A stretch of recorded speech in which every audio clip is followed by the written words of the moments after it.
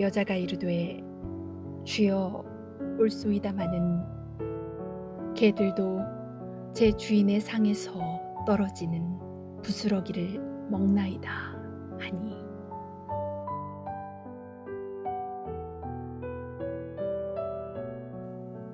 예수님께서 이스라엘 경내를 벗어나 저 북쪽 이방인 지역으로 여행을 가셨습니다.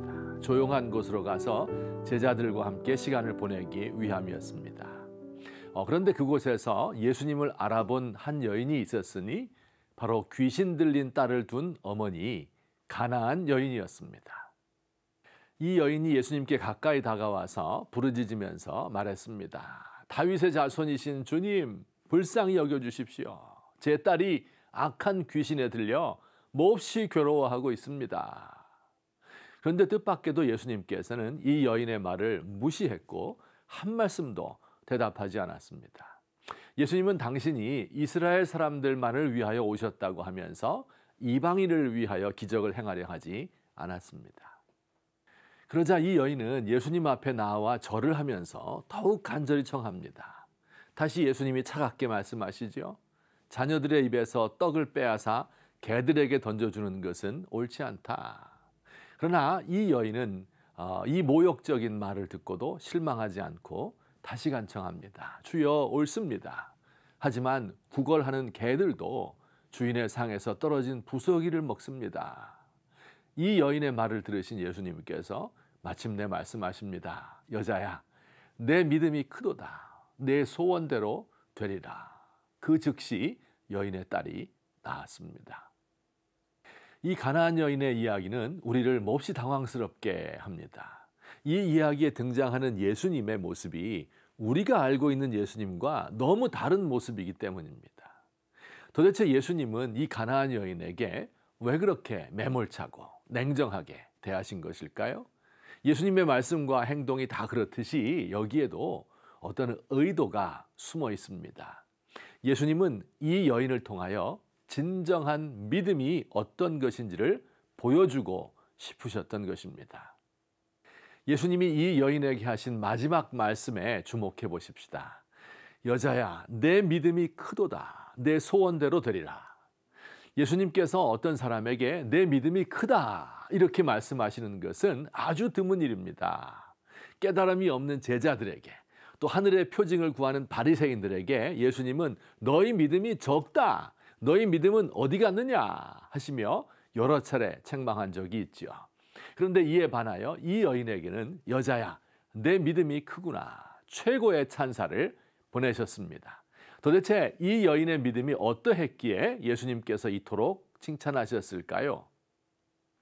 가장 중요한 것은 바로 이 여인이 절망할 만한 상황에서도 절망하지 않았다는 사실입니다. 이런 상황에서라면 누구도 낙심할 수밖에 없지요. 아무것도 할 수 없는 무기력 중에 빠지게 됩니다. 그런데 큰 믿음 가진 사람은 이때도 절망하여 뒤로 물러가지 않고 하나님을 향해서 부르짖으며 나아갑니다. 우리는 종종 시험에 든다 하는 표현을 사용합니다. 사람에게 시험 들 때도 있지만 간혹 하나님에게 시험 들기도 합니다.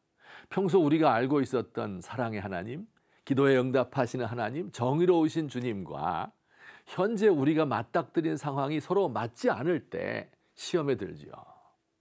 시험에 들기로 말하자면 이 여인보다 더 시험 들 만한 사람이 또 어디에 있을까요? 우리가 알던 예수님의 모습과 너무 다릅니다.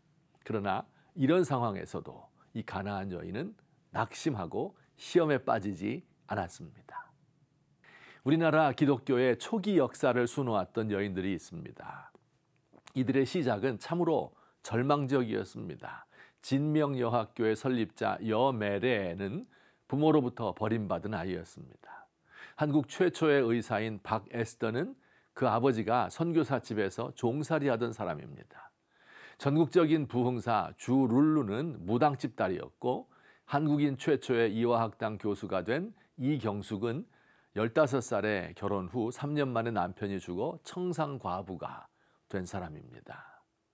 이들은 모두 이름 있는 가문에서 태어난 사람들이 아닙니다. 지도자가 될 만한 자질을 보였던 것도 아니에요. 이들의 공통점이 있는데 바로 절망적인 상황을 딛고 일어섰다는 것입니다.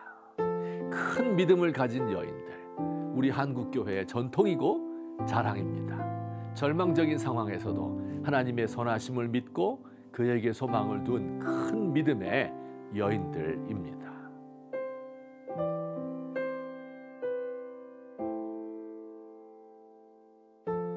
주님, 제가 깊은 수렁에 빠져 거기서 주님께 부르짖습니다.